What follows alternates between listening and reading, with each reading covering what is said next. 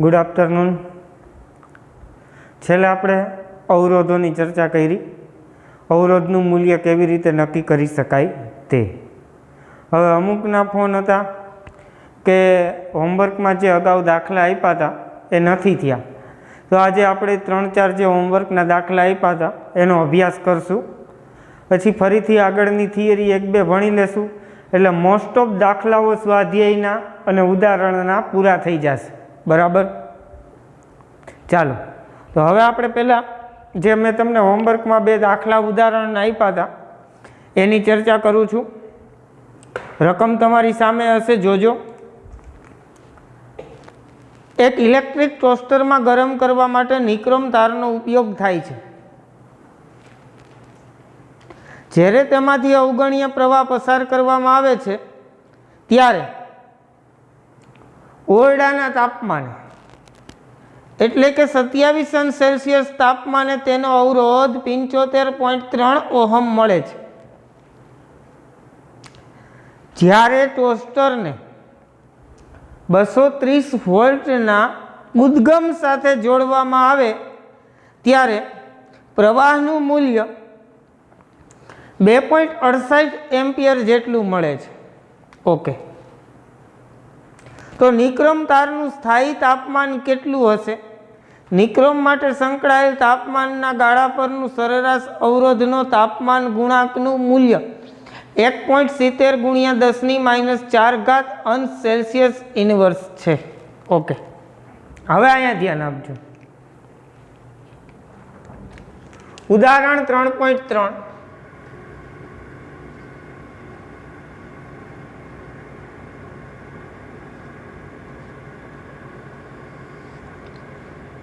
હવે જો રકમની અંદર એક તાપમાન આપ્યું છે કયું, તો કે 27°C તાપમાન, અને ત્યારે તેનો અવરોધ એ આપ્યો છે. હવે જે 27°C તાપમાન છે એને હું θ0 કહી દઉં, એટલે કે સંદર્ભ તાપમાન. રેડી? ત્યારે જે અવરોધ છે એને હું R0 કહી દઉં, અને આપ્યો છે કેટલો, તો કે 75.3 ઓહમ. હવે શું કીધું ભાઈ, તો કે એને 230 વોલ્ટના ઉદ્ગમ સાથે જોડવાનો છે. શરૂઆતમાં 27°C તાપમાન હતું, 75.3 ઓહમ અવરોધ હતો. અહીંયા વાત પૂરી થઈ ગઈ. હવે તમે એને શું કરો છો, તો કે 230 વોલ્ટના ઉદ્ગમ સાથે જોડો છો, ત્યારે તેમાંથી કંઈક પ્રવાહ વહે છે. કેટલો, તો કે 2.68 એમ્પિયર. હવે 230 વોલ્ટ ઉદ્ગમ અને 2.68 એમ્પિયર પ્રવાહ, ત્યારે પણ કંઈક અવરોધ છે એ મળે આપને, કારણ કે R બરાબર શું સૂત્ર છે? V/I. હવે જે અવરોધ આ મળ્યો ત્યારે તાપમાન કેટલું હતું ની કહેવાનું છે. પ્રશ્ન પૂરો આપણો.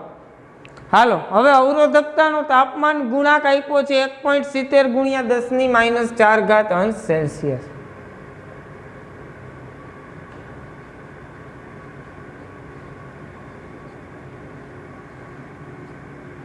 રેડી? હવે વોલ્ટેજ આપ્યા છે V બરાબર 230 વોલ્ટ,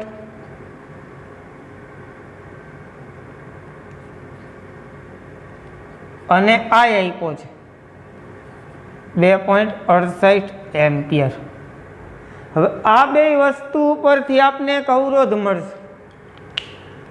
એ અવરોધને આપણે હવે Rθ બરાબર શું થાય, તો કે V/I, એટલે કે θ આપણે તાપમાન ગોતવાનું છે, અને Rθ આપને V અને I પરથી મળી જશે.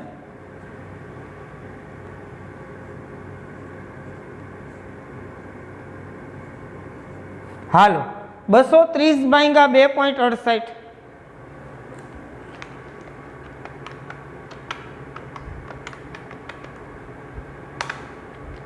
જવાબ આવે છે 85.82.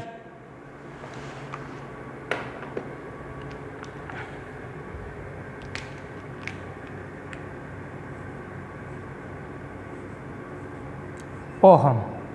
ચાલો એટલું થઈ ગયું। હવે આપણે તાપમાન થીટા ગોતવાનું છે ને એના માટે આપને એક સૂત્ર આવડે છે સરસ મજાનું। કયું સૂત્ર? આર થીટા બરાબર R0 કૌંસમાં 1 plus alpha theta minus theta 0 પૂરું। આર થીટા ખબર છે, R0 ખબર છે, આલ્ફા ખબર છે, થીટા 0 ખબર છે, થીટા શોધવાનું છે। આવડશે? એક સ્ટેપનું સાદું રૂપ આપી દો હજી। તેથી આર થીટા બરાબર R0 plus R0 alpha theta minus theta 0 પૂરું। કિંમત મૂકી દો। આર થીટા કેટલું? 85.82। R0 આ બાજુ છે, આ બાજુ આવે એટલે માઇનસ, અથવા તો હજી એક સ્ટેપ આપણે કરીએ। ચાલો R0 ની કિંમત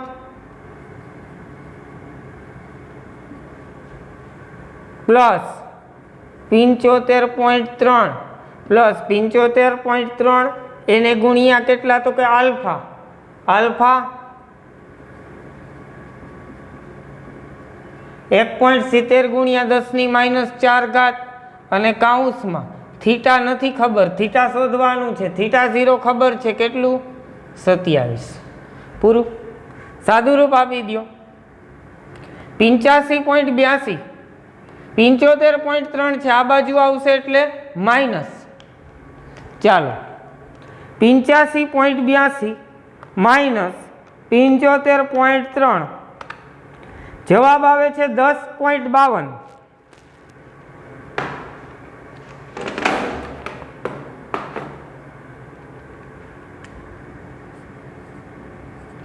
શું કર્યું ખબર પડી?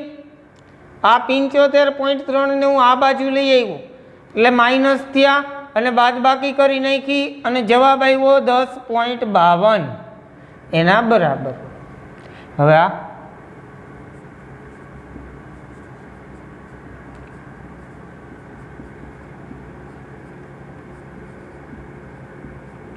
રેડી?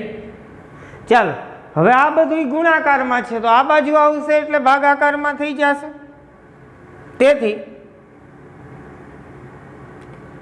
આ બાજુ કેટલા વધશે? ખાલી થીટા માઇનસ 27, થીટા માઇનસ 27 એના બરાબર। હવે આ બધું ક્યાં આવી ગયું? છેદમાં।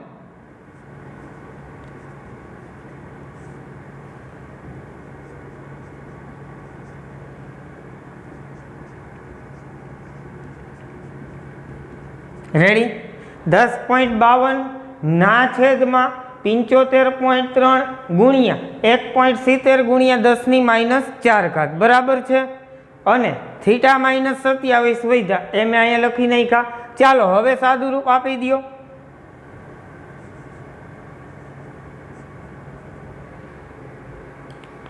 થીટા માઇનસ 27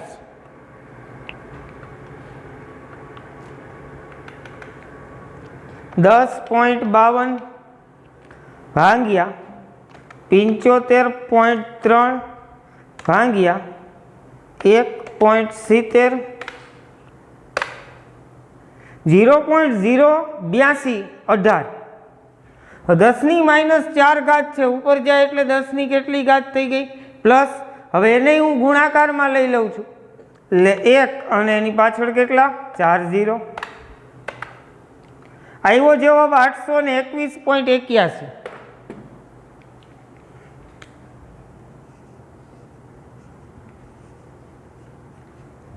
ચાલો હવે થીટા શોધવું છે, તેથી થીટા બરાબર 821.81 માઇનસ 27 આ બાજુ આવી ગયા એટલે પ્લસ 27।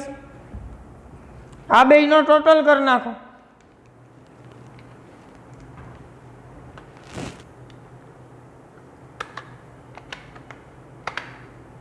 હવે જવાબ આવી ગયો 848.8। તેથી થીટા બરાબર 848.8 અંશ સેલ્સિયસ। આ દાખલો પૂરો। તમારી ટેક્સ્ટ બુકમાં જે પણ કાંઈ જવાબ આપ્યો હોય આઈ થિંક 847 હશે, પણ શું કામ એવું થયું હશે? તો કે તમને ખ્યાલ પડે કે પોઈન્ટ પછીના આંકડા આપણે વધારે લીધા છે, ટેક્સ્ટ બુકમાં ઓછા લીધા હોય, એટલે માઇનર ફેરફાર હોય, પણ આ પરફેક્ટ જવાબ છે, આમાં કોઈ ભૂલ નથી। ચાલો, આ દાખલો પૂરો થઈ ગયો। હવે આના પછીનો દાખલો હતો એ પણ બહુ મસ્ત હતો અને મોસ્ટ આઈએમપી દાખલો।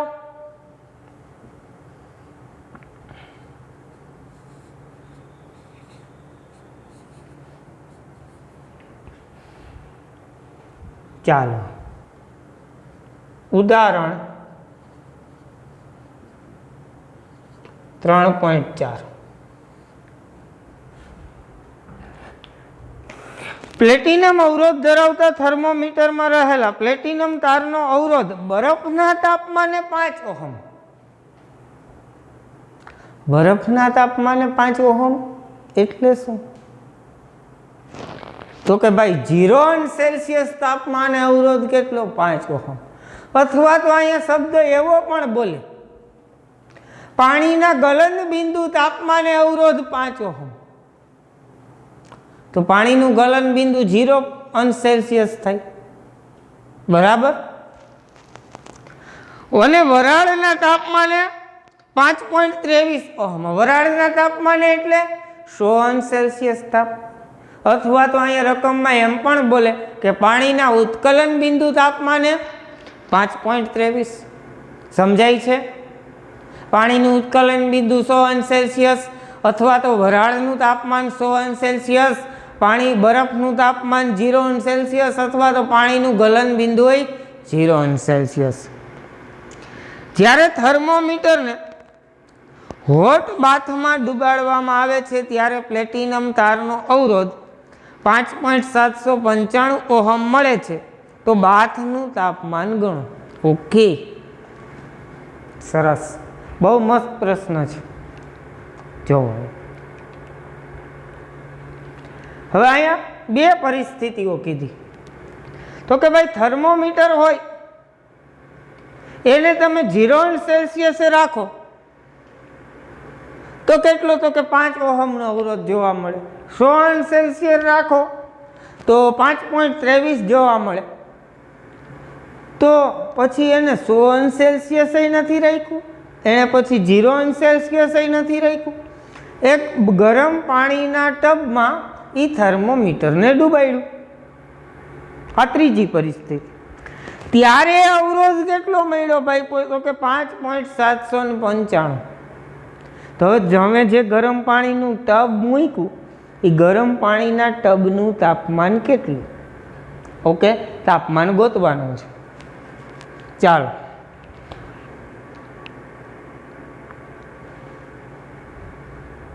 અહીંયા હું લખી નાખું છું। સંદર્ભ તાપમાન આપણે બરફ લઈ લઈએ એટલે 0 અંશ સેલ્સિયસ।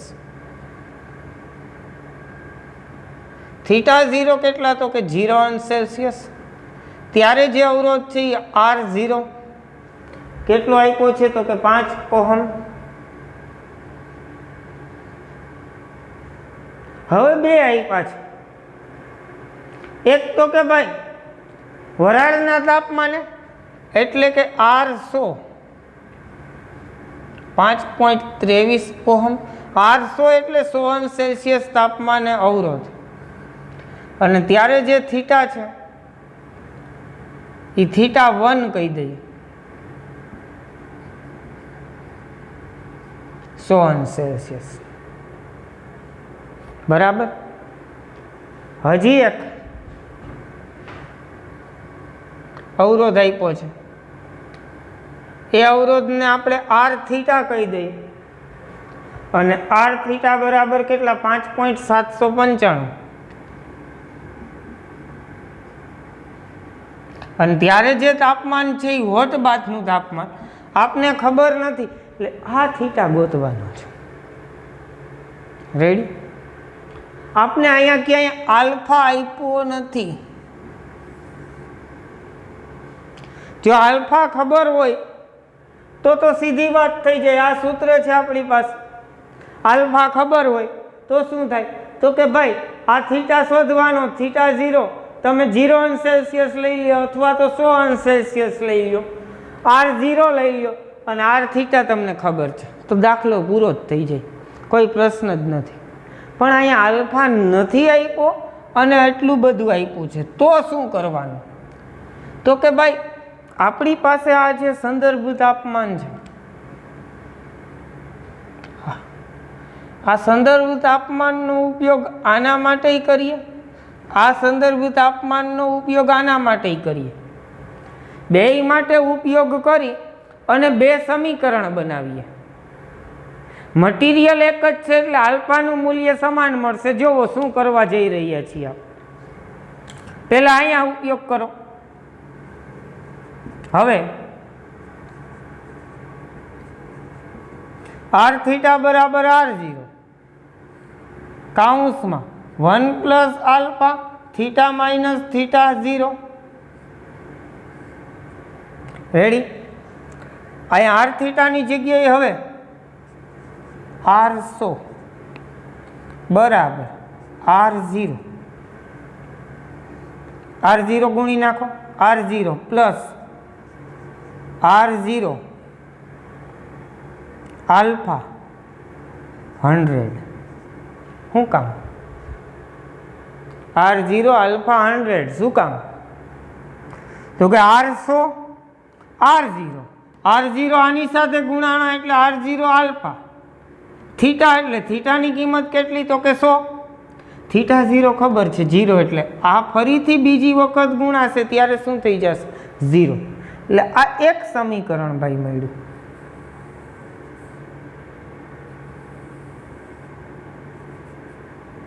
આને કહી દો સમીકરણ 1। હવે ફરીથી આનો જ ઉપયોગ આના માટે કરીએ તો તથા હવે r100 નથી લખવાનું, r થીટા લખવાનું છે। r થીટા બરાબર r0 ગુણી જ નાખો અંદર, r થીટા બરાબર r0 plus r0 alpha theta, કારણ કે હવે અહીંયા થીટા કેટલું છે એ ખબર નથી બીજા સમીકરણ માટે, એટલે થીટાનો થીટા છે, પણ થીટા 0 બરાબર શું લીધું આપણે r0 સંદર્ભ તાપમાન, એટલે એ શું છે 0, તો ફરીથી આલ્ફાની સાથે ગુણાશે એટલે શું થઈ જશે 0। આ બીજું સમીકરણ મળ્યું।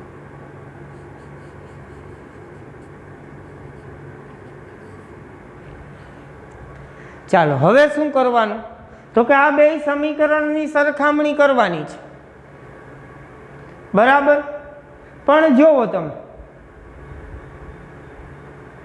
r0 આમાંય છે, r0 આમાંય છે, r100 r થીટા, આપણે કિંમત કેની નથી જાણતા, તો કે આલ્ફાની, આલ્ફા બંને માટે કેવો હોય છે સમાન, તો આ સૂત્રમાં આલ્ફાને કરતા બનાવો, આ સૂત્રમાં શું કરો આલ્ફાને કરતા બનાવો। ચાલો આવડશે, પછી બેયમાં ડાબા ડાબા કેવી થઈ જશે સરખી, તો જબા જબાઈ કેવી થઈ જશે સરખી, દાખલો પૂરો થઈ જશે।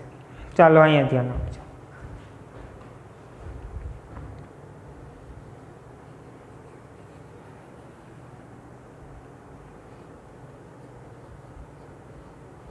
r0 આ બાજુ છે, આ બાજુ આવશે એટલે માઇનસ, આલ્ફાને કરતા બનાવવાનો છે તો r0 ના છેદમાં 100 ક્યાં આવશે છેદમાં, પૂરું।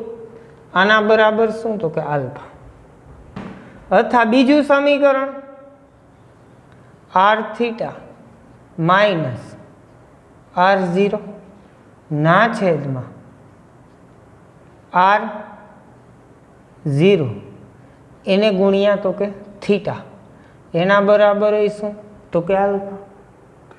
આ પહેલું સમીકરણ, આ બીજું સમીકરણ। હવે તમે સમીકરણ 1 અને 2 આને ન આપો અને આને આપી દો તોય ચાલે. આને કહી દો સમીકરણ 1, આને કહી દો સમીકરણ 2. બરાબર. હવે બે સમીકરણમાં તમે જોઈ શકો છો બેયની શું સરખી છે, જબા જબા સરખી છે. તો ડાબા ડાબા કેવી થાય? સરખી.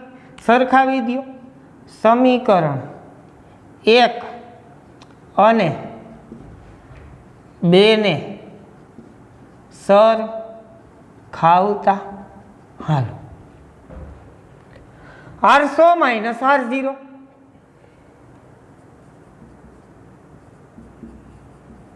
ના છેદમાં R0 100 બરાબર R થીટા માઇનસ R0 ના છેદમાં R0 ગુણ્યા થીટા. પૂરું.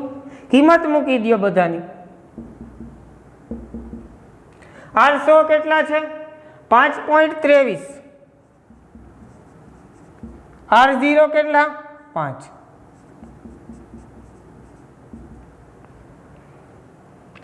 R થીટા કેટલા છે? 5.79. R0 કેટલા છે? 5. રેડી? ચાલો બાદબાકી કરી નાખો. 5.23 માઇનસ 5 એટલે 0.23 ના છેદમાં 100 ગુણ્યા 5 એટલે 500. 5.79 માઇનસ 5 એટલે 0.79 ના છેદમાં 5 થીટા અથવા તો 5 ગુણ્યા થીટા. હવે આપણે થીટા શોધવાનો છે. શું કરવાનું હોય? થીટાને કરતા બનાવી દો. ચાલો. તેથી થીટા બરાબર, હવે જુઓ 5 થીટા આ બાજુ લઈ લીધા મેં.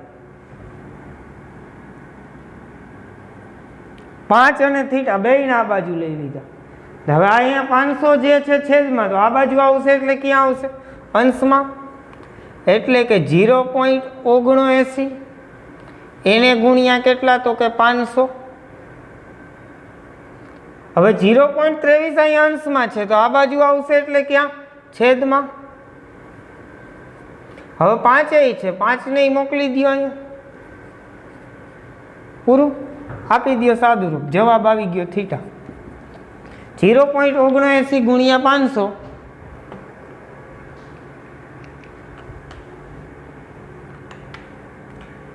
0.79 ગુણ્યા 500 ભાગ્યા 0.23 ભાગ્યા 5 343.47 જવાબ આવે છે.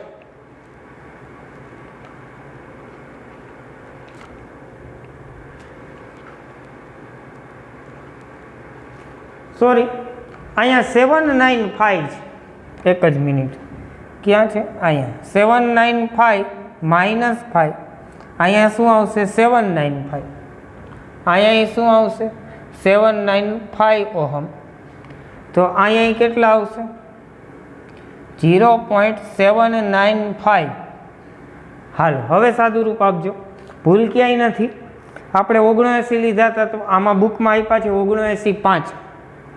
હાલો ફરીથી 0.795 એને ગુણ્યા 500 ભાગ્યા 0.23 ભાગ્યા 5 345.65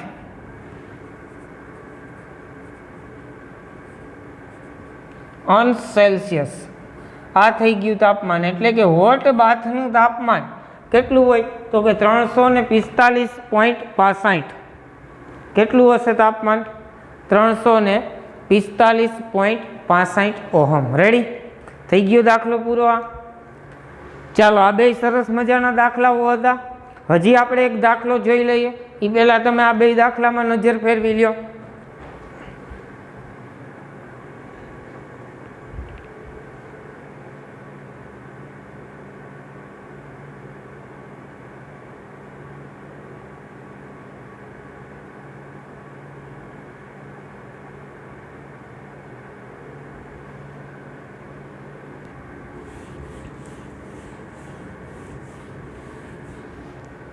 ચાલો રેડી.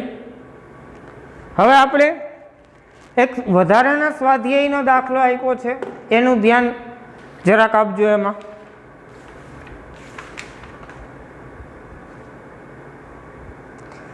3.16 નંબરનો દાખલો, સરસ દાખલો છે.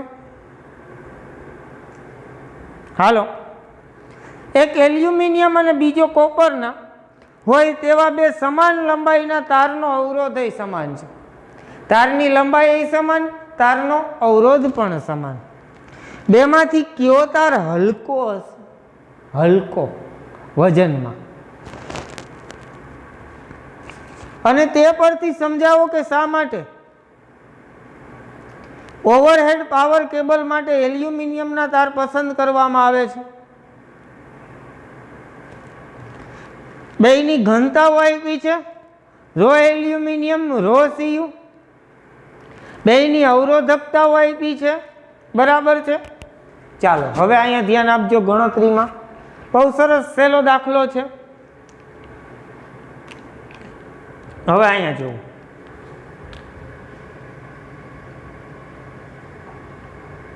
સ્વાધ્યાયનો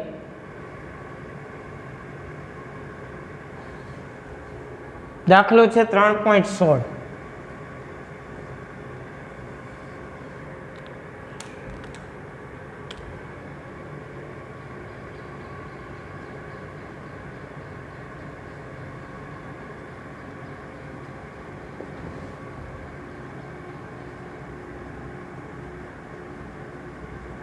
હાલો પહેલાં અહીંયા એલ્યુમિનિયમની બધી માહિતીઓ ભેગી કરી લઈએ.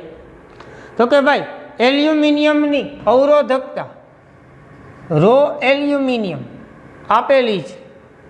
કેટલી? તો કે 2.63 ગુણ્યા 10⁻⁸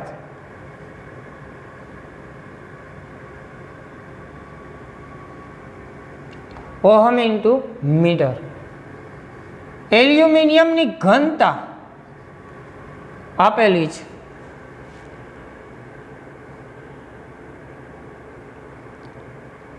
2.7.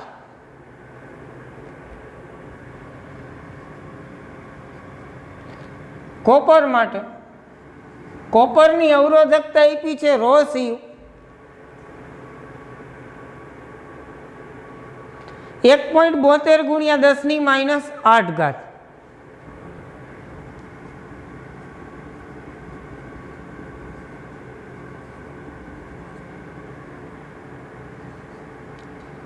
D copper 8.9. હવે બાળકો આ દાખલો જવાબ આપને જોતા જ ખબર પડી જાય કે જેની ઘનતા વધારે હોય વજનમાં કેવું હોય? ભારે હોય. એટલે કોપર ભારે હશે ને એલ્યુમિનિયમ છે એ વજનમાં કેવો હશે? હલકો હશે. પણ કેટલો હલકો અને કેટલો ભારે, તો એના માટે શું કરવું પડશે? ગણતરીઓ કરવી પડશે. અને વજનમાં હલકો છે એટલે કે દળ અહીંયા લઈ આવવું પડશે. કોને લઈ આવવું પડશે? દળને. હવે દળને કેવી રીતે લઈ આવવું એ અહીંયા ધ્યાન આપજો. હવે આર એલ્યુમિનિયમ બરાબર જ RCU છે. બંને તારના અવરોધ સરખા છે તથા એલ એલ્યુમિનિયમ બરાબર જ LCU છે, એટલે કે બંને તારની લંબાઈ પણ સમાન છે. હવે સૂત્ર આપણી પાસે છે ક્યુ અવરોધ વાળું. આર બરાબર રો એલ અપોન એ સૂત્ર અનુસાર. ક્યુ સૂત્ર? આર બરાબર રો એલ અપોન એ સૂત્ર અનુસાર. જોવો અહીંયા આપણે આર એલ્યુમિનિયમ બરાબર રો એલ્યુમિનિયમ એલ એલ્યુમિનિયમ ના છેદમાં શું લખીએ? એ એટલે આ છેદનું ક્ષેત્રફળ. કેનું? તો કે એલ્યુમિનિયમ. અને આ બાજુ આપણે શું લખીએ? તથા RCU બરાબર rho CU L CU, rho CU L CU ના છેદમાં એ સીયુ. સમજાઈ ગયું? આ એટલે એલ્યુમિનિયમનો અવરોધ, આ એટલે કોપરના તાર, પણ બંને તારના અવરોધ કેવા છે? સમાન.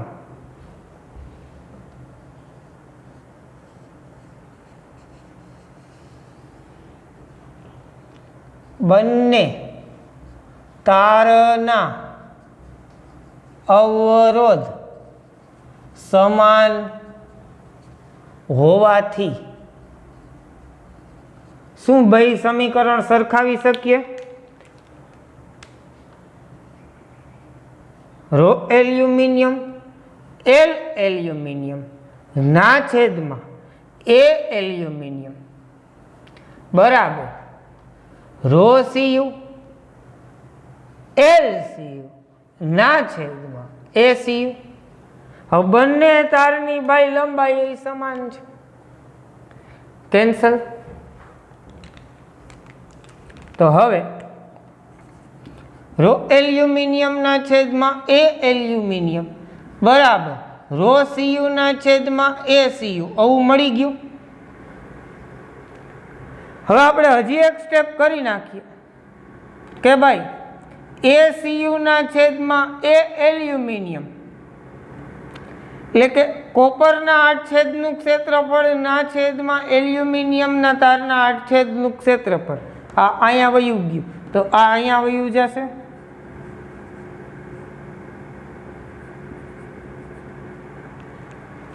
બરાબર છે? શું કરી નાખ્યું? ઇન્ટરચેન્જ કરી નાખ્યું. આને અહીંયા લઈ લીધું, આને અહીંયા લઈ લીધું. બરાબર? એટલે એ સીયુના છેદમાં એ એલ્યુમિનિયમ બરાબર રો સીયુના છેદમાં રો એલ્યુમિનિયમ એટલું આવી ગયું. પણ અહીંથી આપણો દાખલો પૂરો નથી થતો. અહીંયા આપણે ગમે એમ કરીને દળને લઈ આવવું પડશે. કેને લઈ આવવું પડશે? દળને. હવે ઘનતા આપી છે. શું આપ્યું છે? ઘનતા આપેલી છે. ઘનતા બરાબર દળના છેદમાં શું થાય તો કે કદ, અને તેથી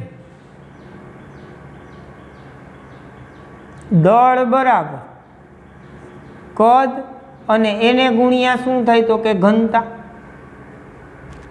દળ અને એ દળ બરાબર શું થાય તો કે કદ ગુણ્યા ઘનતા. જોવો હવે આપણો દાખલો પૂરો જ થઈ ગયો ઓલમોસ્ટ.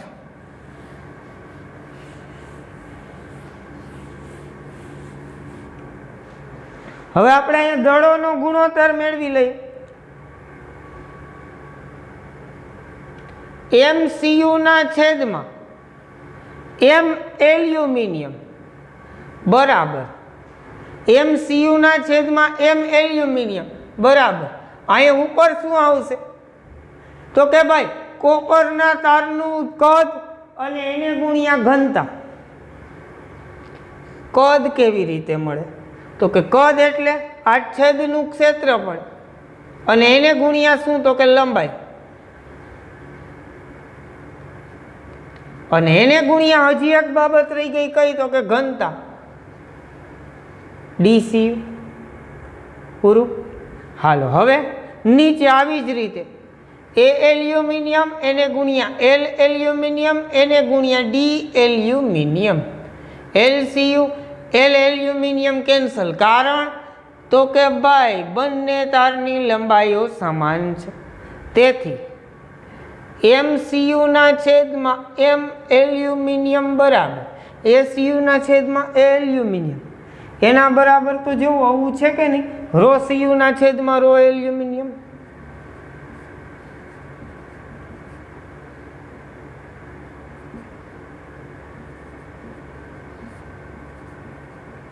આને કહી દો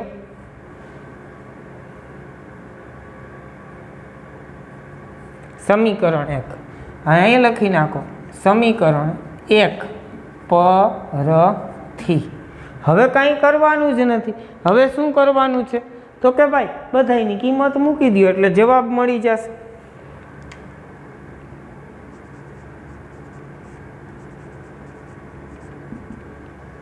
હાલો હવે રો સીયુ કેટલું છે બોલો તો?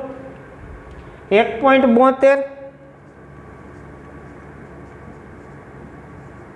ગુણ્યા 10⁻8 એને ગુણ્યા DCU કેટલું છે તો કે 8.9 ના છેદમાં રો એલ્યુમિનિયમ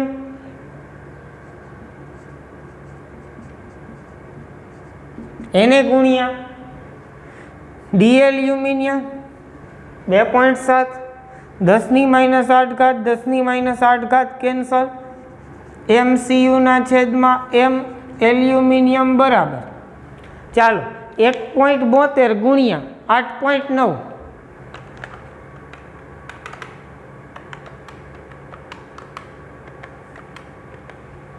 ભાગ્યા 2.63 ભાગ્યા 2.7 જવાબ આવ્યો 2.15